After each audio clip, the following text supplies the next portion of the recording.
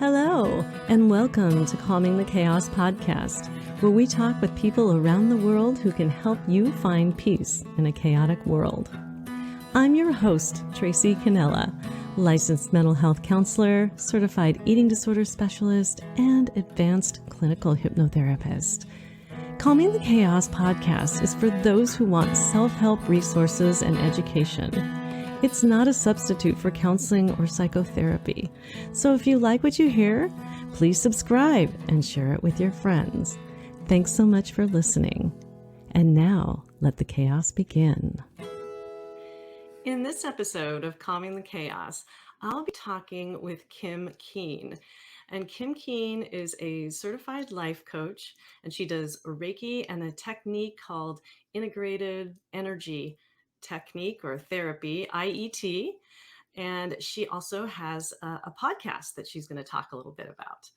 So she has done a lot of public speaking, and she is open to anything. In fact, her fan base or her following are moms, mostly moms.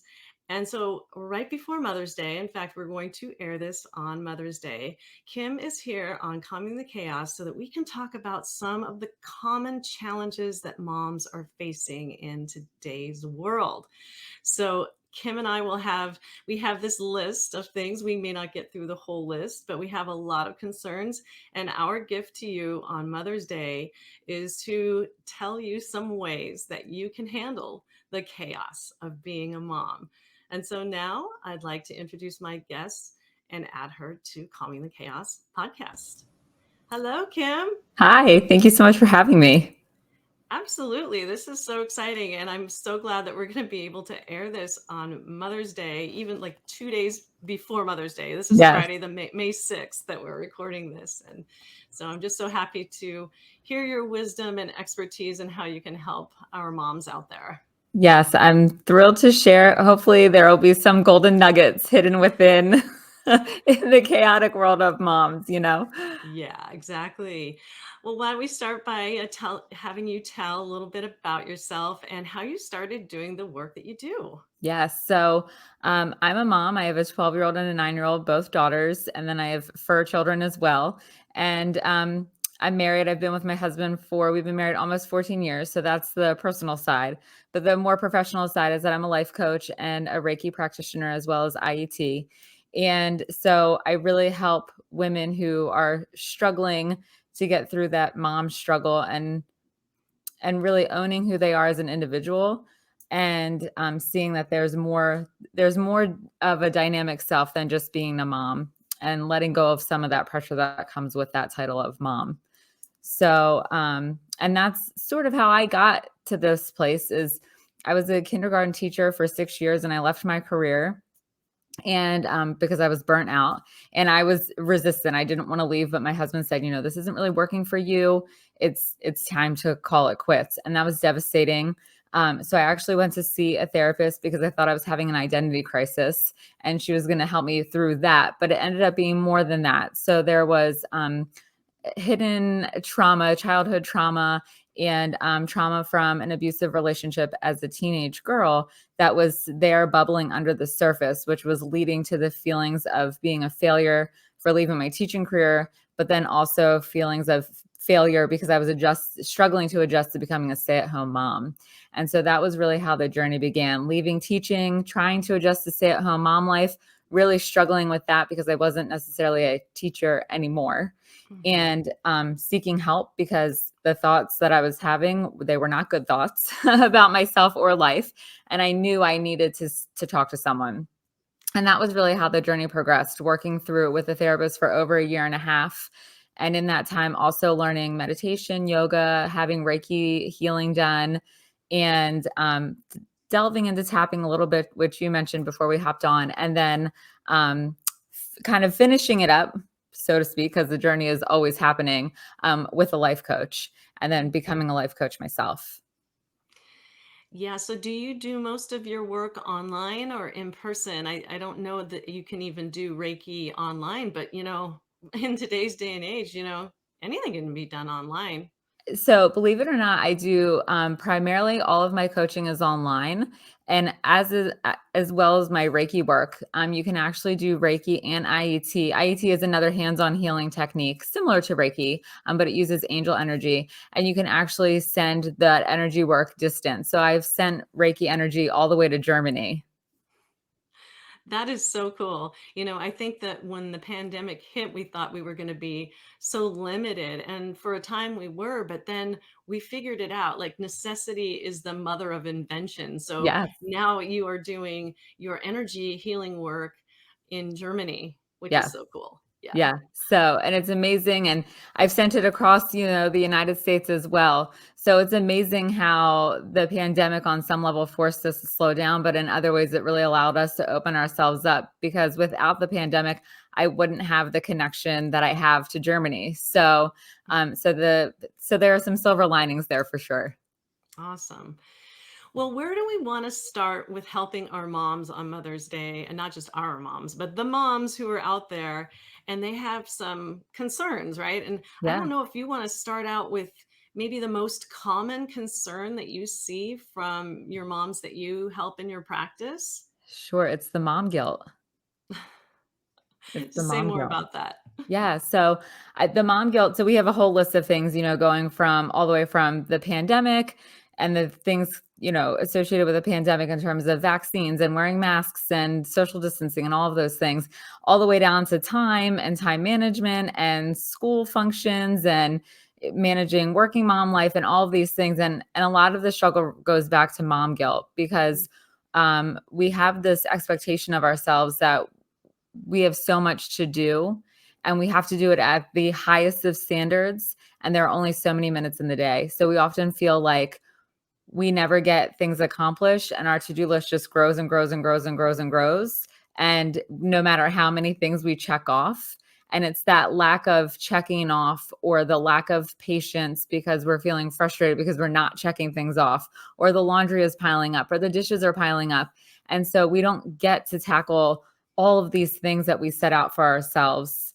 And then we feel so guilty about it because there's overwhelm, and the guilt ends up leading to us sometimes losing our patience with our children or our partner. Then we feel guilty about that. And so it's about expectations, setting realistic expectations for ourselves, letting go of that perfectionism a little bit, and really recognizing what's within our control. Mhm. You make it sound so easy. Yes. Like when moms are pulled in all different directions, and partly it's because moms put a lot on themselves, but Hmm. another part of it is it's a big job. It is. Yeah. So mom guilt. So it's guilt, as I understand it, as an emotion, is something when you've done something wrong, and shame is when you are something wrong. So there Yeah. could be maybe a mix of both of those in there, but Yes. the mom guilt is a huge thing, I think. Yeah. Especially the way I experience as a therapist working with moms in my private practice too. So what do we do about that? How do we help moms get through mom guilt? Yeah. So, and you're right. It is mixed with shame as well. It's sort of a double whammy. And so you're right. It does sound so easy to be like, oh, let go of the perfectionism. Oh, set realistic expectations. Only focus what's in your control. And so when you say it like that, it really does sound easy, and it often feels challenging to let that mom guilt go. And that was one of the biggest things that I struggled with when I was going through therapy and working with a life coach, was being able to release that guilt.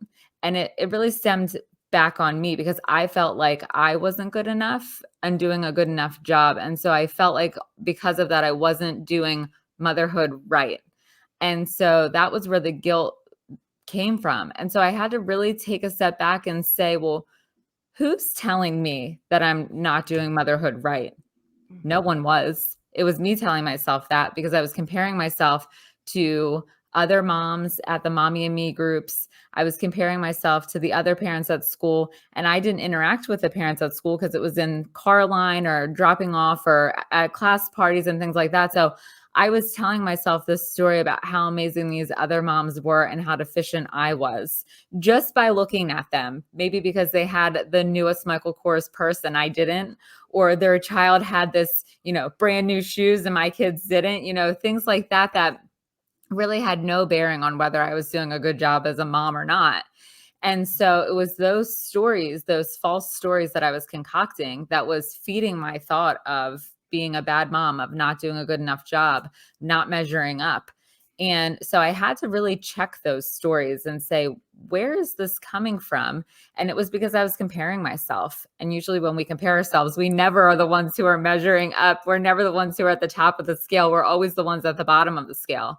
And so it was really about letting go of that comparison, um, because I honestly didn't know what was going on in that other person's household. I mean, for all I know, they could have been struggling more than me, and I just didn't know it. So I had to really let go of the comparison because that wasn't anything that I can control in my own four walls and my own family. I had no idea what was going on there. So focusing on this made up story was not helping me at all, at all. Well, yeah, and you have to notice that you are in that made up story, right? So Mhm. some people may not, some moms out there may not even notice that they are in this made up story. They are automatically doing these comparisons. They're not aware of it. And I don't know if therapy helped you to sort of realize that, hey, this is what I'm doing to myself. I'm constantly comparing myself to not just these moms, but the ideas I have about these moms being so much better than I am. And the noticing, I think, is a really good place to start because if you can't really change it if you don't notice it, right? Yes, and so I had to recognize, in order for me to be able to notice it, I had to start looking at the triggers. And so it was the trigger of a mom in my mind perceived to be dressed nicer than me or driving a nicer car than me. There was some indication of that she had it just a little bit better than I did. And when I started to have that trigger, then of course I started to get the knots in my stomach. I could feel the racing heart. So that was really where the awareness piece came. I had to I had to just pause for a second and notice what my body was feeling as well as the thoughts that were starting. And that was when I could say, "Oh, wait, is where's the evidence, Kim, to support this thought that you're having right now?" And I couldn't back it up. I didn't Mhm. have solid, tangible evidence because I had to say to myself, just because she's driving an Audi and I'm not, or just because she has the newest handbag and I don't, hold on, that doesn't mean anything. Mm. But Well, you're noticing it in your physical body and you're noticing the trigger in your mind and your body are working together. It sounds Mhm. like I've worked with these with people in therapy who have all kinds of disorders, and then they'll have this feeling in their body, and we'll name it. We'll even say like, "Oh yeah, that's right. This is the feeling I get when I compare myself to somebody, or I'm Yes, telling myself a story about myself that isn't true." And then you can do that work with your mind. What you said about, well, you didn't say it this way, but you check the guilt. yes, It's like you're in court, you would put it on trial, right? yes. Is it actually true? So putting the guilt on trial. Yes. And I also had to really check what my values were. So that was the other piece because I was having this guilt because I was uh, sort of living in this way where I was focused on what other people were thinking or doing. And it put everything into an external perspective. It took everything away. In a sense, it was discrediting myself. And because I was looking at other people's values or the ways that I thought they were showing up, then I thought, oh, well, if that's how other moms are doing it, then my way must not be right. And so again, I thought I was doing something wrong. And so that was the other place where I had to really tap into, what do I want for my family? What do I believe is important? What do I value? And when I could tap into that really and check and say, okay, I'm actually living in alignment with the things that I value, then I realized, like, okay, I'm actually doing a pretty good job. I'm actually not doing as bad as I think I am. And so Mhm. that was another thing that allowed me to release some of that mom guilt. Not to say that I don't ever have it. I most certainly do. I just don't have it as often. Yeah, and so an example of a mom who is a working mom who comes home after a hard day of work and has a million things on her mind and has done multitasking all day, comes home to the family. And so if the value is peace and harmony in the family, and there's anything but peace and harmony, there's a dog jumping on you and a meal to be made and kids wanting to tell you something or needing something from, and then there's this chaos, I should say, Yeah. at home. Yes. So, and that I think happens with even stay-at-home moms, so it's same thing. It's like we pick the kids up from school, we get home, and then we're trying to unload backpacks and we're trying to get homework started and we're trying to work on dinner and the dogs are barking and the spouse is getting home and they're needing something. So it's the same. And I think that's part of the other reason we have this mom guilt is we think the working moms are doing such a much better job at navigating all the things than the stay-at-home moms. And the working moms think the stay-at-home moms are doing such a better job of navigating things. And when whether we're a stay-at-home mom or a working mom, the struggle is generally the same. But it's really a matter of setting a standard for yourself and for how the afternoon is going to go. So routine is really great. And this was something that my husband and I struggled with early on in the journey. He works crazy hours. And so I got the kids home, got them started on homework, trying to get dinner. And then at this point in the day, I'm exhausted and I felt like I needed a minute, but he was coming through the door and continuing to work and I still wouldn't see him for another hour. So I had to say, this isn't working for me. I actually had to speak up and say, I need your help, children. I need your help, husband, because I'm not able to do this all. And I know sometimes as moms, it's hard for us to ask for help or it's hard for us to state what we need because there's that guilt there. Like we should be able to do it all and manage it all without asking for help and without needing to put ourselves first at any point in time. But that really was the game changer. I had to say, okay, when we get home, girls, I need 15 minutes. You are to go wash your hands, get changed out of your school clothes, get your homework books out, and get yourself started. So for 15 minutes, you are not allowed to ask me for anything. You are not allowed to tell me anything because I'm also letting the dogs outside so that they can go outside and do what they need to do. And that was so helpful. And it was a struggle for them at first because it's hard as a child not to say, hey, guess what? But we had already chatted about the school day in the car. So that I was firm on that. I need this time. Once I get myself organized, I will let you know. It might only be 10 minutes. I will let you know when I'm ready to talk. And after a little bit of time, they were really able to do it. So often we don't give our kids credit for being able to be independent. And same thing with my husband. I said, when you get home from work, you have 15 minutes to go in, finish up any task, phone call, whatever it is that you might have been working on when you left the office, 15 minutes. After that, I am tagging you in and I am tagging myself out for 30 minutes. And you can focus on dinner, finishing it up, starting baths for the kids, whatever the case may be. But I am taking this time for myself. And that was hard for me to relinquish that control of that 15 minutes and that 30 minutes. But once I was able to do that, I was better prepared to manage all of the things that were coming at me, because sometimes it is overwhelming. It's like you feel like you can't catch your breath, but it's just a matter of setting the standard. Hey, this is how it's going to be when we get home from school. This is the routine. This is the standard for you. This is the standard for me. This is the standard for dad or whomever else is in the household. And then everyone's on the same page and they know. So important. And I have two follow-up questions for Sure. you on that. Is one, how do you get the kids to understand and your husband to understand that it's important to you? And two, how do you get them to actually do it? Yeah. So I explain to them, I'm very transparent. So when I'm losing my patience after the fact, I go to whoever I lost my patience with and say, I'm really sorry. That wasn't the best way that I could have handled it.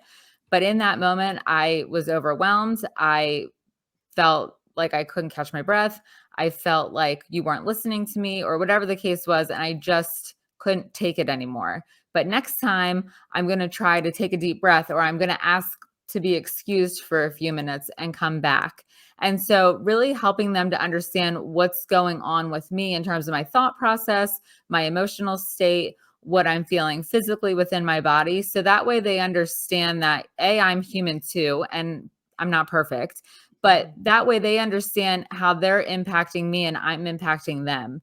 So there's no like hidden surprises or no misunderstandings. Everything is very clear out in the open. So I always try to be transparent.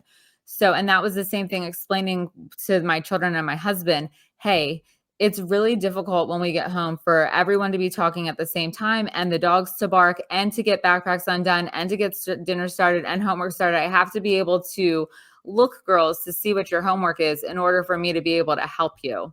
I have to, be able to empty your backpacks to get to the homework. So, and your clothes are filthy with germs. So please go wash. And so, so really explaining to them the reason that I'm asking this of them and telling them it's not to be mean. It's not that I don't want to talk to you. It's not that I don't want to hear you. I just need this time so that we can get set up so the rest of the evening and afternoon can go smoothly. And same thing with my husband, explaining that to him. And he completely understood. I said, it doesn't feel real nice when you walk in the door and you don't even make eye contact with anyone. It's like, it's almost like we're invisible. We would like to be seen, but more importantly, I need your help because I've been doing this all day. And at this point, I'm tired. So I just need a break so I can quickly re-energize and finish the day in a much better mindset than if I didn't get that break. Yeah, and then so you get relief from the mom guilt by actually asking your family to participate in giving you space. Yes. And they're capable of so much more. And then we can relinquish that need to do everything, and we Yes. can let them do. And they're very capable of doing it. And they get Yes, used to it. Like you said, after a they while, do. they get used to it. Yeah, and not to say, and it's never like initially it was really bumpy because they would forget and they didn't understand how long 15 minutes really was. So I set the timer. I'm like, when you hear the timer go off, that means the 15 minutes is over. And of course, there were times where they would come in before the timer and I would say, "No, I'm not ready. Please go back to doing whatever you were doing. Remember, you have to wait for the timer." And so it's just like with us, it's just building a habit, it's building a routine. It's helping them practice through it. So if 15 minutes is really not doable for your kids because they're still really small, just start with 5 minutes. And then once they get 5 minutes down, you can go to 10. And then once they get 10 minutes, you can go to 15. So it's really about building practices gradually so that everybody can adjust and transition smoothly without too many bumps and hiccups. But it really, when they're not doing it, they just need a gentle reminder and they eventually get on board. Well, you sound really organized with your time, and I don't know how you got there because it seems like you do have specific increments of time, and maybe it was trial and error or whatever it was that you figured out. This is going to work for me. I only need 15 minutes. The timer that you set on I don't know, maybe it was a stove timer or I think of one of those old egg timers or whatever Mhm. timer that you use, but tell us about how it was that you got to be able to manage your time so well with kids and all the other things that you've got going on in your life. Yeah, so when I first became a stay-at-home mom, time management was not my strong suit because I was so used to juggling full-time teaching career and home life, and that was really not managed well at all. So then I had this time and I thought, "Oh my gosh, it feels too uncomfortable to have less on my schedule." So there was this website, I don't even know if it still exists, but it was called flylady.net. And she is like the guru of routines and organization. So I literally poured into that website and became obsessed with it. Maybe borderline unhealthy obsessed with it, but her whole thing is about routines and you never go to bed with a dirty sink and dirty dishes. So you do one load of laundry a day and that's it. So I could commit to those small things, putting a load of laundry on in the morning. And then so when the girls were eating their breakfast, laundry was done and I could go switch the loads. And then I didn't have to worry about it for the rest of the day. But the other thing was that she said, put up your morning routine on a piece of paper and tape it inside of your kitchen cabinet. Put your evening routine, tape it on your bathroom mirror. So I had both of those resources to tap into. And that just was a gradual building of time. And then I also started bullet journaling. So I just made, the 5 things that I needed to get done that day. and I put them in the bullet journal, and I would just say, okay, Casey is playing right now. This is a perfect time for me to go wash those lunch dishes. Oh, she's doing this right now. It's Monday. It's a dusting day. So Casey and I can dust. And so that was the other thing too. It was like with cleaning, you focused on one task a day. So it was laundry every day. And then you picked your schedule. Monday was this, Tuesday was this. So you only had a few tasks to focus on. Now I rely less on that, but that was really how I got started initially with organization. It was just putting it down in a bullet journal and really just focusing on minimal tasks instead of trying to do 8,000 things in one day. Exactly. I had totally forgotten about Fly Lady. Mhm. And it would, Yeah. so the whole premise behind Fly Lady is you do a little bit at a time. And Yes. so nothing gets completely disorganized and everything, the kitchen sink gets cleaned or the bathroom eventually becomes, what it should be organized. And it doesn't overwhelm you, Yeah. right? Yes, and it literally took 5 minutes in the morning for me to clean the bathroom sink, and then on the bathroom days, because I didn't have to worry about the sink because I wiped it out every day, I just had the tub, the shower, the toilet. It just made things so much faster and easier, and so then that also gave me room to schedule in, the mommy and me groups, the library reading time, swim class, gymnastics, whatever else was on the agenda for that week. It made it feel more doable. Yeah, and finding those pockets of time too, like, oh, somebody's playing, and so this is the perfect time for me to do this task. And the bullet journal, did you come out with that yourself, or was that a Fly Lady technique? That was a Pinterest find actually. Oh, So, Pinterest was because I wasn't on social media for a long time. So Pinterest was like my version of social media back when this all started. And I was just scrolling Pinterest and I love pens and papers. It's the teacher in me. And I found a pin of these beautiful bullet journals. And so then I started doing that because I was like, oh, who doesn't love pens and paper and notebooks? So that was the guilty pleasure of finding these beautiful journals and using them to bullet journal. oh my gosh, you can get me talking about office supplies for days too. I Yes. don't know what that is all about, and I'm not even a teacher. I just love just looking at office supplies. Yes. Yeah. Well, what's another common concern that you see with moms these days? I don't know if you wanted to talk about a pandemic related stuff or like as we're moving out of the pandemic, or if Yeah. there's something else that's more pressing for moms these days that you are seeing as you work with them. Yeah. So I think the pandemic is a big one, especially as we're shifting out, because now it's, do you still have your kid wear a mask to school, even though the mask mandate has been lifted because you're worried that the other parents are going to look at you like you're a little bit cuckoo for keeping the mask on. But then there are other moms who are completely confident in their decision to keep the masks on. And they're posting things on social media like, we're making the decision to continue wearing our masks because we've had no colds, stomach bugs, and this is what we're choosing to do. So please be kind. So I feel like there's this, even the moms who are confident in the decision, there's still a little bit of concern there of, are people going to be mean to me because I'm not going with the flow? And now there's talk of vaccines being opened for younger children and the uncertainty of that. And so, there's this, again, it kind of goes back to the mom guilt, but this fear of us making the wrong decision as a mom. If we don't get our children vaccinated and they get sick, then people will criticize us for not getting the vaccine. But if we give our child the vaccine and then they have complications from a side effect from the vaccine, then we're criticized for being, an unsafe mom or an unsafe parent and giving our kids this vaccine that there isn't enough information about. And so there's this kind of this feeling of like, who do we listen to? Where do we go to get the right information? And then when we make a decision based on what we think is the right choice, sometimes there are repercussions because not everybody's going to agree with our decision. Yeah, and when you're making a decision or a choice that's important because it's seen, is it seen by people on social media, people who are in your actual everyday world, or is it more like a self, like I'm trying to see this for myself and see if it's the right decision? I think you said criticized, right? So Yes. we all have our own inner critic, but Yes. we actually do have critics out there now, like in our real world and in social Yes. media too. So how do we deal with these critics? Yeah. So, and I think it comes from all of those places. It comes from social media. It comes from actually the people that you interact with on the day-to-day basis. And then it comes from yourself. And I feel like often we are our own worst inner critics because there's so much uncertainty around if we make the wrong decision, who's going to find out? What are they going to say? How are they going to react? And am I prepared to handle that? So maybe I just don't make the decision at all.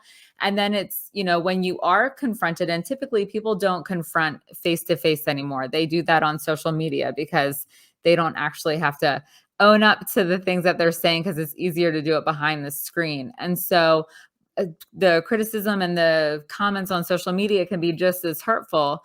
There was a mom friend that I was just talking to, and she felt like she was being treated unkindly on social media for a question that she asked, and she was really hurt by that. And so those are just as painful. And it can feel hard, but I just say, as long as you know that you're making a decision from your heart and what you feel is the right choice, that's really the only thing that you have control over. You don't have control over what those other people are going to think, say, feel, or do about you or towards you. You only have control over yourself, and really standing in that. And that for me was a huge relief when I was like, oh my gosh, I actually can't control what other people are going to do. I only can control myself. And so if I stop and think like, okay, this is a decision that I'm making, and I feel like it's the right thing to do. I've checked in with my, my gut feeling. It feels fine in my gut. It feels good in my heart. That's the only way that I can move forward. Trying to step Yes. out of that thinking process too much. Yeah, so what you're talking about is using your intuition, Mhm. right? And your Yeah. inner knowing, so that I know in my heart. And then probably some checking in with your values as well. Yes. Like, if I value this, then I'm probably going to make a decision in this direction versus another direction. So Yes. using that gut, using Yes. that old body, right? The Yeah. body is really helpful in all of that. Yeah. Well, do you work with any moms whose kids are struggling with either school violence or bullying, and they're being harassed, and moms just don't really kind of know what to do with the school system and or with like handling conflict with their kids getting bullied or beat up at school? I guess that would go the other way. Like, say you are a mom who has a kid who is bullying somebody at Mhm. school. I don't know if you work, is that a less common issue that you see? I know I work with a lot of teens who experience bullying on the side of being bullied. So I thought I'd bring that up. Yeah, so I actually have an after school program that I run for students, girls in grades 1 through 6. So there is some of that. And so the parents aren't really sure how to navigate that either, as the girls aren't. And so I really try to help them both understand why someone would bully someone else. And so really it's because that person is feeling badly about themselves. So it's easier to make yourself feel better by tearing someone else's house down than it is to build your own house tall. Mm. So, and then also helping them to understand that sometimes we do it because we want the attention of someone else. We are having uncertainty somewhere else in our life. And so by doing this, it creates the certainty that we're seeking. But also sometimes in a weird way, bullying creates connection for the person that's doing the bullying, because they oftentimes will gather other children in their bullying circle, because those kids don't want to be bullied. So then they stand by the bully as sort of the support team, like, yes, because they'll do anything they can to stay out of that bully's path. So it's this dynamic of the reason the bullying is happening from the aggressor, and then sort of the sidekicks, but then also the victim. So there's this dynamic taking place there. And usually it's that the bully sees that the victim as a threat in some way, shape, or form, whether it's due to popularity or stability that that bully doesn't have at home that the victim does. And so when I work with the girls in my program, I really want them to understand how they can meet their own needs, how to foster their own self-esteem, and really own who they are individually. So that way they have that confidence to withstand a bully and understand why the bully is bullying, but also so they don't end up in that role of bully. Hmm. You really do help them to broaden their understanding of why this is happening, instead of just the standard, oh, just ignore them, Mhm. which, works perfectly in every situation. Just ignore them. Yes, and there's the communication piece too. So sometimes it is appropriate just to ignore the situation, but I also help them learn how to communicate so that they can actually say to the bully, I don't like this and I'd like you to stop. Or they can go to an adult and say, this is happening and I need your help. Can you please help me? Mm-hmm. So that way they don't feel like they have to go it alone, but also so that their friends can say, oh my gosh, you're being bullied and I know how to help communicate this to make this stop. Yeah, for sure. And then on the parents who have bullies, as so say they get that call from the school, your kid's in the principal's office, and there's this idea of discipline, right? And Mhm. I don't know if you have any go-to techniques or anything to offer moms who are struggling to effectively discipline their kids. Yeah. So for me, I always try to go to the root cause of the situation. And that was what I did in my classroom too. I always like to use a logical consequence because oftentimes the go-to is, well, I'm taking your phone for a week. But is taking the phone for a week or taking the video game privilege or taking the TV away, is that really going to help them understand that whatever the choice was that they made to bully someone, now, unless it was texting or cyberbullying, then okay, it makes sense to withhold the electronics.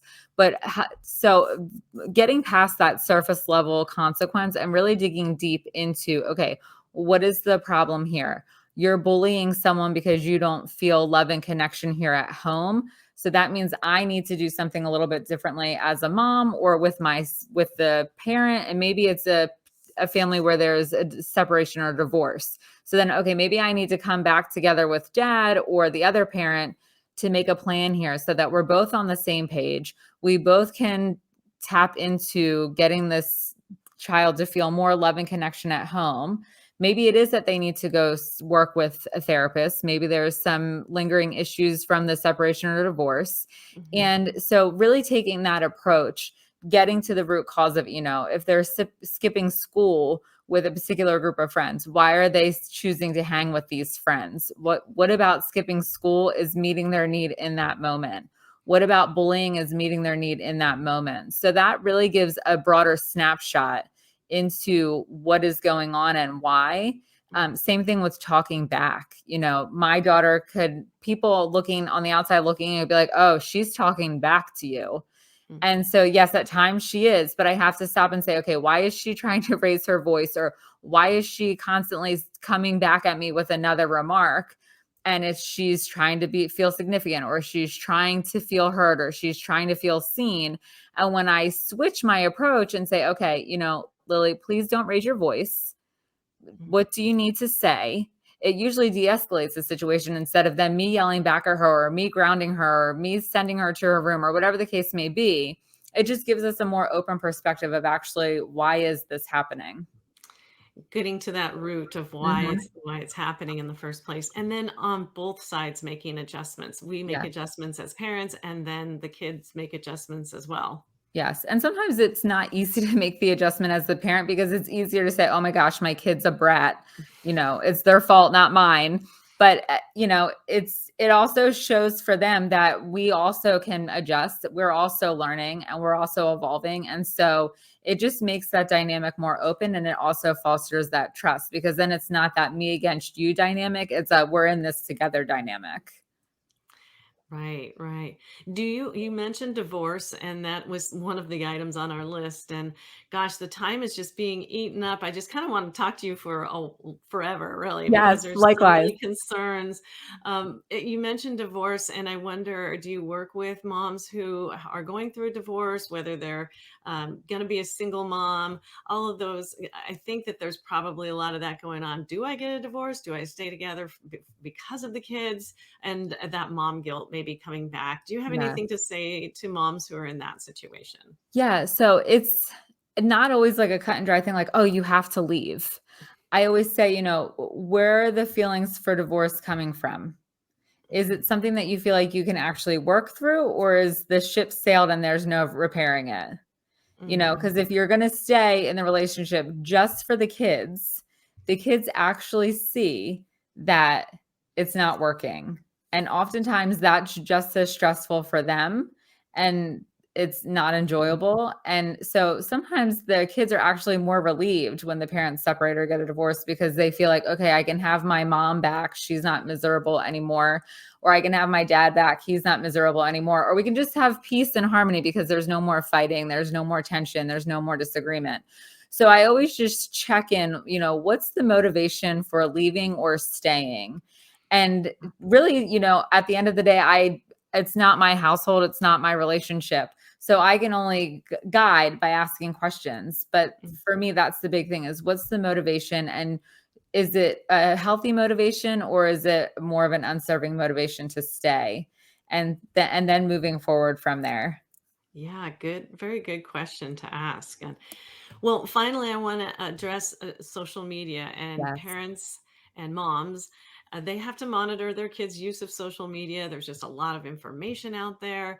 Do you have any tips or advice for moms who are struggling with their kids' use of social media, being on their phones, being on the computer, all that other stuff that comes with social media? Yeah. So I think, monitoring, of course, is important. And I think it's hard for children to understand why they're being monitored. They feel like they're being watched because they're not trusted. And so really explaining to them that, no, it's not that we don't trust you. We do, but we don't trust the other people on the internet, because people on the internet aren't always truthful. And so there's, grooming. And so people will get into these chats that are supposed to be intended for children, or even YouTube Kids. It's intended to be for children. There's supposed to be, I'll say like security measures to make sure that it's a safe place. But people always inevitably find a way around those. And so, children need to understand the risks associated with social media, that there are people out there who are predators, who do prey, and they find those kids. They can tell if a child is being supervised or not based on the child's responses, their response time, the amount of time that they're on that device. All these things can be is seen or inferred on some level from the outlooker in. And so it's just really explaining to them that it's not about not trusting you. It's about making sure that you're safe, because the last thing we want is for something to happen to you. And so that's sort of the way to keep the communication open. Now, there are children who will create the fake social media accounts, and that's maybe not as easy for the parent to figure out. But I feel like if you keep the conversation open, you keep the dynamic of talking and honesty and openness and transparency there, it's somewhat easier to navigate that. But also just explaining and setting, they're setting standards. These are the times that we're using technology. Is your homework done? Have you read for 30 minutes? Whatever you value for the development of your child. If the child has done those things, then yes, you may have technology time. And it might be setting a timer on the device where it shuts off and they can't get back in. And I know sometimes they don't like that, but sometimes it comes to that. Sometimes the kids are used to the routine. So building in that routine, like, okay, I get this much YouTube Kids today, or I get this much video game time. And then now I have to find something else to do. And so letting them determine when they're going to use that time. Are you going to use all of your 30 minutes at one shot? Or are you going to do 15 minutes in the morning and 15 minutes in the afternoon? So giving them a little bit of choice and autonomy in making the decisions, but having a conversation and making it very clear why you have the standards that you have. And if you aren't on board with those standards, then you lose the privilege, because that's a logical consequence. Wow, so many nuggets right there. You wanted like one golden nugget. Well, there was just a bunch right there for social Good. media. It's almost yeah, it's like just that little thing that you just said, all of that stuff. Kim, I'm going to go ahead and put your website on the screen here. Her website for you who are just listening to the podcast is www.kimkeane, that is KEANE.com. And speaking of that, I'm going to go ahead and attempt to share the screen with you. And let's take a little peek at your website, shall we? We should. Okay, here we go. Yeah, can you see it okay? Yeah, it looks good. All right. This is awesome because it starts and it's a page that starts with this scheduling a call and a free guide, 5 reasons you're feeling stuck. And this is for anybody, right? Not just moms. Yes. So this is for the woman, and men can relate this to this too, but it's primarily for women who are at the journey. They've done the therapy, but there's still like that little bit of a piece that's missing and they can't quite put their finger on it. And so this is for them, and this is going to be that last sort of push to get them over the hump. I see. Okay, great. This free guide will give you clarity, what you need to do to move forward with more ease. Gosh, that sounds amazing. I think I'm going to get that free guide. Anything I would free, love to right? know what you think. Exactly. Yeah. So then it comes down here and tells about what you're doing. And I really like the color schemes in your Oh, thank you. website. Yeah, it's really super cool.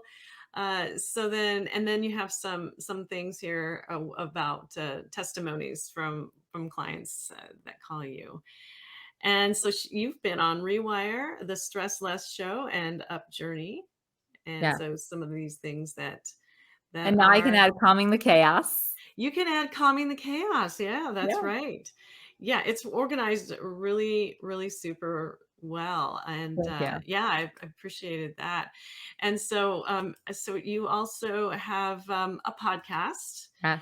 which is you can get to it from your website, and I'll show it to you in a minute. Of course, you've already seen it. I'll show it to my viewers in a minute, but it is called One of a Kind You. So while I'm sharing the screen or attempting to do so, why don't you tell us a little bit about your podcast, and I'll try and bring it up here on the screen. Yeah, so this is literally me in the thick of the struggle. So reading my journal entries from when I was working with my therapist and going through life coaching and trying to navigate that and being a mom all at the same time. And so I share what I know now and what I wish I had known then. And I've been having more guests on recently. So there's lots of guest episodes coming up, and hopefully you'll be one of those future guests. Yeah, I know. I still have to schedule you. You have a sophisticated calendar way of scheduling things instead of the way I do it. But Oh, I do have that email, and I am intending to get on because we have a special sort of plan to talk yes, about eating disorders, and yes, that's what I specialize in. And I love these titles stuck in my head. Are you aligned with your values? Change starts with you, and they're really super recent too. yes, So it looks like you are podcasting fairly regularly, and you yes. probably have a certain amount or block of time that you have organized for yourself to do podcasting. Yeah, so the episodes come out every Wednesday, and I actually have done every Wednesday almost every week since August of 2020. There have been maybe 2 or 3 times where I've missed a week, but it's been pretty consistent for the most part. So I actually record my podcast episodes typically in the car when my daughters are at piano. My gosh, Yeah. that is really super cool. So you just build in that time. Yes. You too can be a podcaster, as a lot many people are these days, right? Yes. Awesome. Okay, so you also have an Instagram, and that is Kim V Keane, Keane. So you had to put the V in there because apparently your name was taken by somebody else. How dare Yes. they?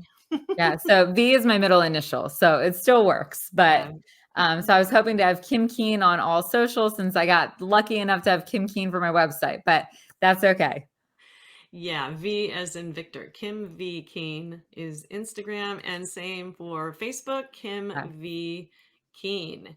And she is so slick. She even has a TikTok.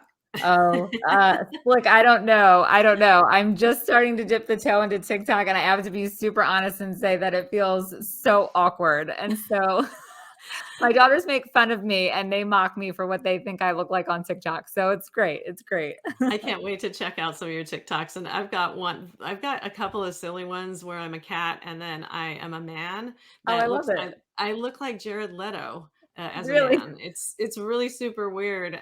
But I'm like, is this how this works? So I'm really clueless about it. But that TikTok is at Kim V as in Victor again, Keane, Keane. So, yeah. And I also learned today that you have a blog, and I'm going to attempt to share the screen Yes. one more One time with post, that. but more to come. More to come. Okay, yeah. So here's the post, 3 reasons why you need support during your healing journey, which seems like a pretty good post. Maybe you should just keep it at 1. We'll see. That's what it feels great just at one right now, but there's definitely more swirling in the mind. So definitely more to come. Yeah, awesome.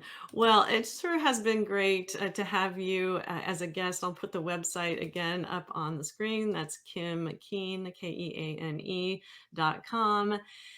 Kim, do you have any parting thoughts for moms on Mother's Day, encouragement words, anything that you'd like to say to them as we close our chat for today?